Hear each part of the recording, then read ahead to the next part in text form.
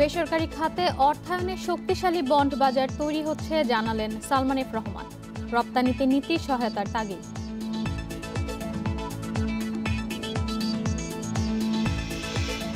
Challenge থাকলেও দেশের সামষ্টিক অর্থনীতির গতি ঊর্ধ্বমুখী, দাবি অর্থমন্ত্রী। রিজার্ভ $46 বিলিয়ন ছাড়িয়ে যাওয়ার আশা।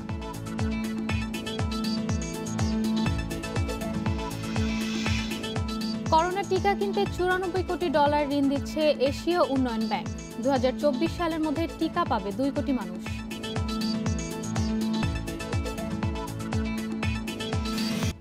আমন্ত্রণ অর্থনীতি সারাদিনের সাথে আছে আমি ইশরাত সুমা। শুনছিলেন শিরোনাম, জানাবো বিস্তারিত সংবাদ।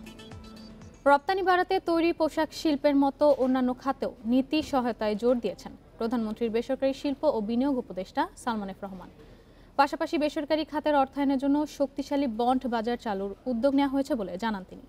বেসরকারি খাতের টেকসই উন্নয়ন নিয়ে বুধবার ইন্টারন্যাশনাল ফাইন্যান্স কর্পোরেশন আইএফসির অনলাইন সভায় এসব কথা বলেন সালমান এফ রহমান। করোনা মহামারীর কারণে গেল বছরের মাঝামাঝি বড় ধস নামে রপ্তানি আয়ে, তবে অবস্থার কিছুটা উন্নতি হওয়ায় এই বছরের মে মাসে রপ্তানি আয় হয়েছে $3 বিলিয়ন।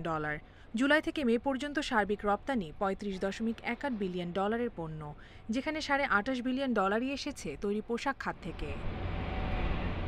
বুধবার বেসরকারি খাত নিয়ে ইন্টারন্যাশনাল ফাইন্যান্স কর্পোরেশনের এক অনলাইন সভায় জানানো হয়, বর্তমানে দেশের রপ্তানি খাত কেবল তৈরি পোশাক শিল্পের উপর নির্ভরশীল। তাই রপ্তানিতে বৈচিত্র্য আনতে পোশাক শিল্পের মতো অন্যান্য খাতেও প্রয়োজনীয় ছাড় ও সুবিধা দেওয়ার তাগিদ দেন প্রধানমন্ত্রীর বেসরকারি শিল্প ও বিনিয়োগ উপদেষ্টা।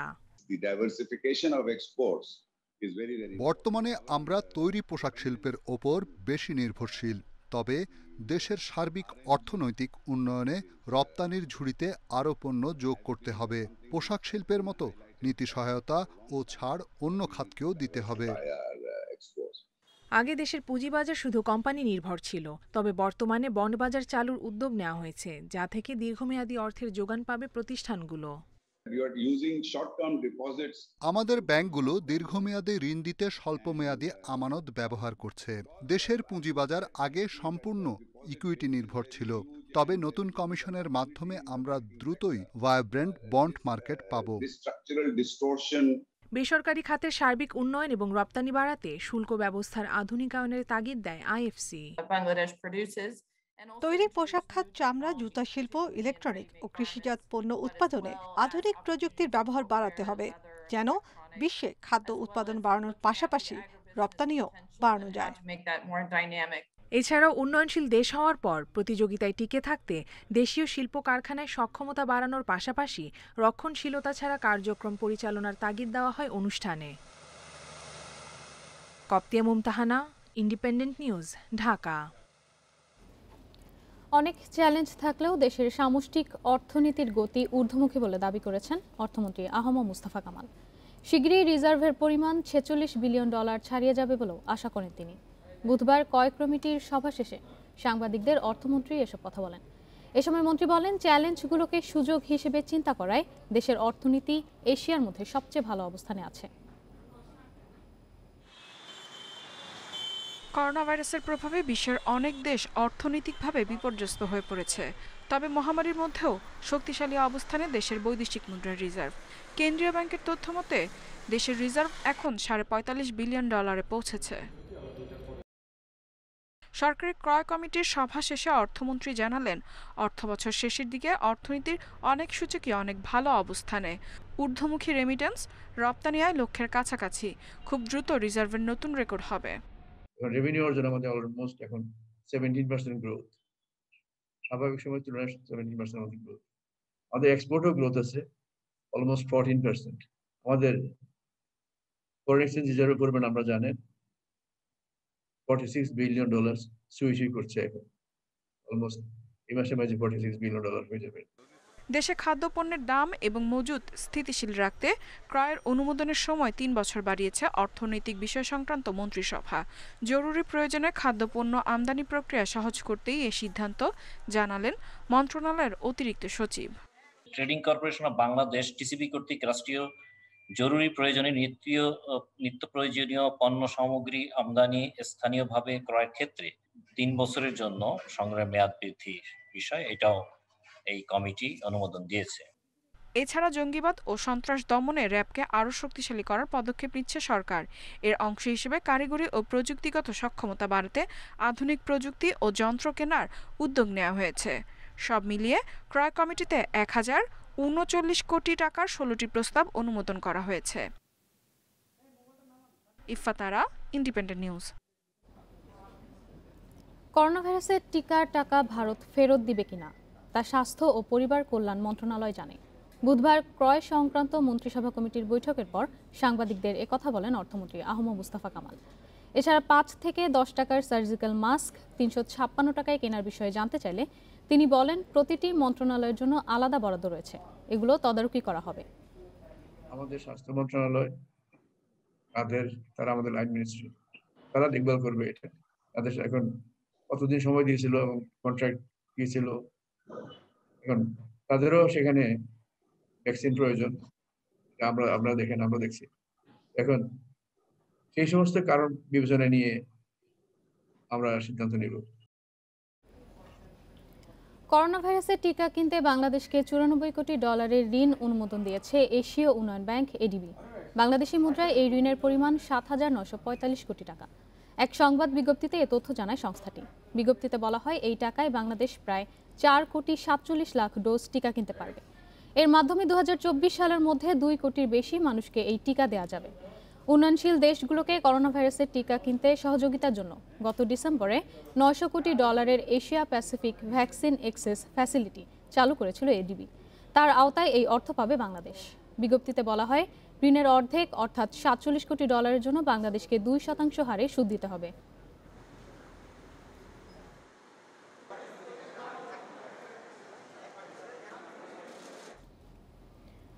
সাভারের হেমায়েতপুরে চামড়া শিল্পনগরীতে স্থানান্তরিত প্রতিষ্ঠানের বিশেষ সুবিধার আওতায় ঋণ পুনর্গঠন ও পুনর্তফসিলের আবেদনের সময় বাড়িয়েছে বাংলাদেশ ব্যাংক। 30 সেপ্টেম্বর পর্যন্ত ডাউন পেমেন্ট দিয়ে এই সুবিধা নিতে পারবে প্রতিষ্ঠানগুলো। মঙ্গলবার এই বিষয়ে প্রজ্ঞাপন জারি করে কেন্দ্রীয় ব্যাংক। এতে বলা হয়, চামড়া শিল্পনগরীতে স্থানান্তরিত গ্রাহকরা ডাউন পেমেন্ট দিয়ে ঋণ পুনর্গঠন বা পুনর্তফসিল সুবিধার জন্য আগামী 30 সেপ্টেম্বর পর্যন্ত আবেদন করতে পারবে। করোনার বিরূপ প্রভাব ও আসন্ন ঈদুল আজহায় কোরবানির পশুর চামড়া সংগ্রহ এবং সংরক্ষণের সুবিধার্থে এই সুযোগ দিয়েছে বাংলাদেশ ব্যাংক। এর আগে আবেদন জমা দেওয়ার সময় নির্ধারিত ছিল 30 জুন পর্যন্ত।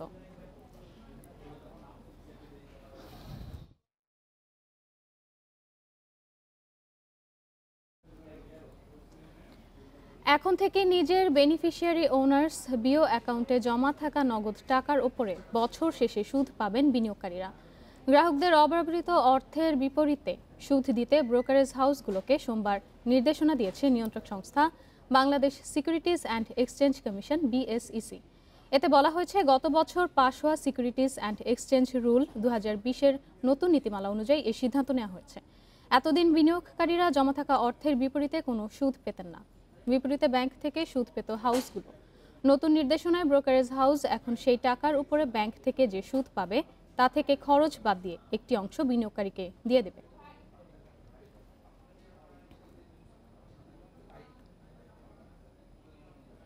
এবারে শেয়ার বাজারের খবর। আগের দিনের ধারাবাহিকতায় চতুর্থ কার্যদিবসেও সূচকের ব্যাপক পতনে লেনদেন হয়েছে ঢাকা স্টক এক্সচেঞ্জে। এ সময় DSEX সূচক হারিয়েছে প্রায় 70 পয়েন্ট এবং দর হারিয়েছে 58 ভাগ প্রতিষ্ঠান। অপর বাজার চট্টগ্রাম স্টক এক্সচেঞ্জে সার্বিক সূচক কমলেও বেড়েছে লেনদেনের পরিমাণ।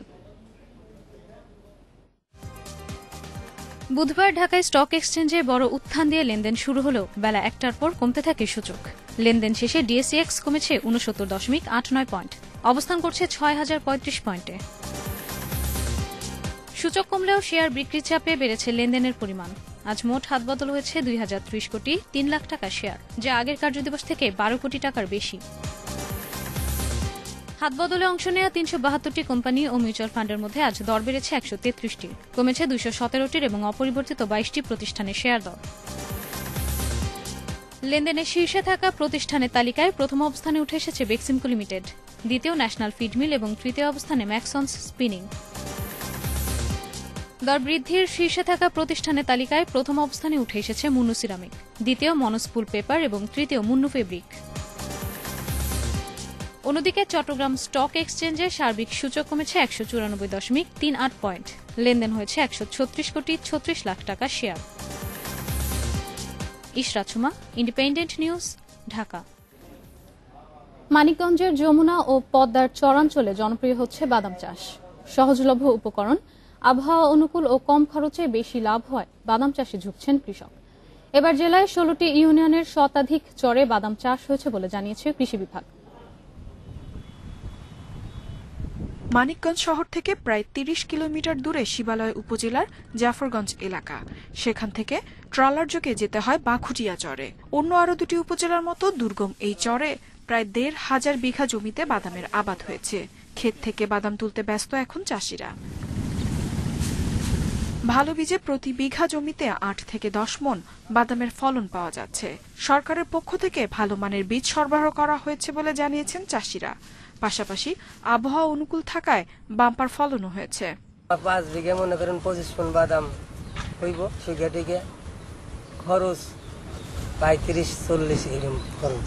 বাদাম জ্বালায় নাই কে, যে জ্বালায় ওর তোর ফলন অনেক, আর যেটা আমাকে ফলন যেটা যে লাইছে ওটা আমাকে বাম্পার ফলন। ক্ষেত থেকে বাদাম তুলে ট্রলার যোগে নিতে হয় পদ্মা যমুনার পাড়ের শুকনো এলাকায়। এরপর রোদে শুকিয়ে বিক্রির উপযোগী করা হয়। সরকার ছিল বেসন, ওই বেসনই লাগাইছে। বড় বড় হয়েছে, 3 জানা 4 জানা করে হয়েছে। খেতে ভালো বাদাম হলে 10-15 হাজার টাকা লাভ থাকে। গত বছরের তুলনায় এবার 865 হেক্টর বেশি জমিতে বাদাম চাষ হয়েছে বলে জানিয়েছে কৃষি বিভাগ। বাদাম চাষে খরচ কম হয় চাষিরা আগ্রহী হচ্ছেন। 2600 হেক্টরই আমাদের লক্ষ্যমাত্রা ছিল, কিন্তু এবার আবাদ হয়েছে 3385। তার মানে এটা হচ্ছে গতবারের তুলনায় 865 হেক্টর আবাদ বেশি হয়েছে। জেলা কৃষি কর্মকর্তা জানান, গত বছর বন্যায় মানিকগঞ্জের 2.25 লাখ কৃষককে প্রণোদনা দেয়া হয়েছে। এই প্রণোদনার মধ্যে সবচেয়ে বেশি ছিল শিবালয় ও দৌলতপুরের বাদাম চাষিরা। Independent news desk. বিশ্বের বিভিন্ন দেশে কর্মরত বিদেশিদের জন্য সবচেয়ে ব্যয়বহুল শহরের তালিকায় 40তম অবস্থানে রয়েছে বাংলাদেশের রাজধানী ঢাকা শহর। মঙ্গলবার যুক্তরাষ্ট্রভিত্তিক অ্যাসেট ম্যানেজমেন্ট ফার্ম মার্সার এক জরিপে উঠে এসেছে এ তথ্য। জরিপে বলা হয়, বিশ্বের ব্যয়বহুল 209টি শহরের তালিকায় ঢাকার অবস্থান 40। গত বছরের তুলনায় বর্তমানে ঢাকায় জীবনযাত্রার খরচ কিছুটা কমেছে। গতবারের তুলনায় খরচ কমলেও বিদেশি কর্মজীবীদের জন্য দুবাই কিংবা আমেরিকার চেয়ে ঢাকায় জীবনযাপনে বেশি ব্যয় হয়। এমনকি ভারতের বিখ্যাত মুম্বাই শহরেও ঢাকার চেয়ে খরচ কম বলে জরিপে উঠে আসে। এবছর ব্যয়বহুল শহরের তালিকায় শীর্ষ অবস্থানে রয়েছে তুর্কমেনিস্তানের রাজধানী আশখাবাদ। 2 নম্বরে হংকং, আর 42 ধাপে গিয়ে তৃতীয় অবস্থানে উঠে এসেছে লেবাননের রাজধানী বৈরুত।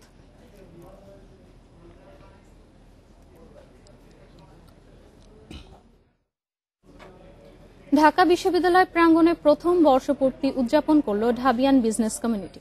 করোনার কারণে কার্জন হলে স্বল্প পরিসরে এই প্রতিষ্ঠাবার্ষিকী পালন করেন উদ্যোক্তারা।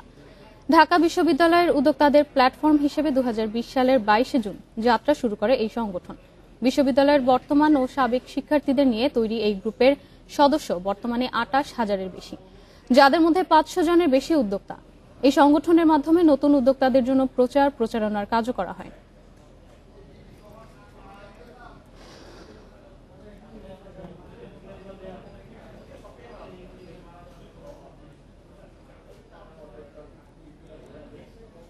করোনার কারণে বিশ্বজুড়ে বড় ধরনের অর্থনৈতিক সংকট চললেও 2020 সালে নতুন করে কোটিপতি হয়েছেন 50 লাখের বেশি মানুষ। ক্রেডিট সুইসের এক গবেষণায় এ তথ্য উঠে এসেছে। এতে বলা হয়, বিশ্বে ভয়াবহ মাত্রায় বেড়েছে ধনী গরিব বৈষম্য। গবেষণায় দেখা যায়, 2020 সালে বিশ্বের 1% বেশি প্রাপ্তবয়স্ক মানুষ লাখপতির তালিকায় নাম লিখিয়েছেন। শেয়ার বাজার পুনরুদ্ধার এবং আবাসন মূল্য বেড়ে যাওয়ায় তাদের সম্পদ বৃদ্ধি পেয়েছে।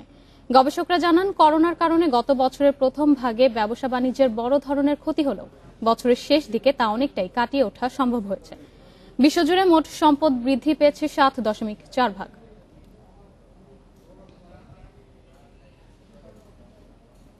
হংকংয়ের বৃহত্তম গণতন্ত্রপন্থী পত্রিকা ও চীন সরকারের ঘোর সমালোচক অ্যাপল ডেইলি বন্ধের ঘোষণা দেওয়া হয়েছে। আর্থিক সংকট ও আইনগত নানা জটিলতায় এই সিদ্ধান্ত নিয়েছে প্রতিষ্ঠানটি। সংবাদ মাধ্যম বিবিসি খবর জানিয়েছে। প্রতিবেদনে বলা হয়েছে, পত্রিকাটিতে প্রকাশিত নানা প্রতিবেদন হংকংয়ের জাতীয় নিরাপত্তা আইন লঙ্ঘন করেছে এমন অভিযোগে বৃহস্পতিবার অ্যাপল ডেইলির 1 কোটি 80 লাখ হংকং ডলার মূল্যের সম্পদ জব্দ করে দেশটির সরকার। এছাড়াও পত্রিকাটির প্রধান সম্পাদক এবং 5 নির্বাহী কর্মকর্তাকে গ্রেপ্তার করেছে পুলিশ। এর আগে পত্রিকাটির প্রতিষ্ঠাতা হংকংয়ের ধনকুবের জিমি লাইকে গ্রেপ্তার করা হয়। এরপর থেকেই পত্রিকাটি বন্ধের ইঙ্গিত দেয় এর কর্মকর্তারা। জানান, জব্দ করা ব্যাংক অ্যাকাউন্ট খুলে না দিলে কাজ চালিয়ে যাওয়া সম্ভব না।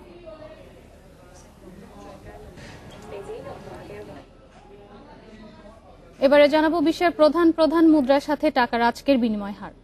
অপরিবর্তিত যুক্তরাষ্ট্রের ডলারের দর বিনিময় হয়েছে 84 টাকা 90 পয়সায়। যুক্তরাজ্যের পাউন্ডের দর বেড়েছে, বিনিময় হচ্ছে 121 টাকা 24 পয়সায়। ইউরোর দরও বেড়েছে, বিনিময় হচ্ছে 103 টাকা 25 পয়সায়। অপরিবর্তিত ভারতীয় রুপির দর বিনিময় হচ্ছে 1 টাকা 24 পয়সায়। সৌদি রিয়ালের দর অপরিবর্তিত, বিনিময় হয়েছে 22 টাকা 75 পয়সায়। দর অপরিবর্তিত আরব আমিরাতি দিরহামের বিনিময় হয়েছে 23 টাকা 23 পয়সায়। দর কমেছে কুয়েতি দিনারের, বিনিময় হচ্ছে 283 টাকা 46 পয়সায়। মালয়েশিয়ান রিঙ্গিতের দর কমেছে, বিনিময় হচ্ছে 20 টাকা 49 পয়সা। এই ছিল আজকের অর্থনীতি সারাদিনে। ইন্ডিপেন্ডেন্ট টেলিভিশনের সব খবর আরো জানতে চোখ রাখুন ফেসবুক, ইউটিউব এবং টুইটারে। আমন্ত্রণ আমাদের পরের আয়োজন।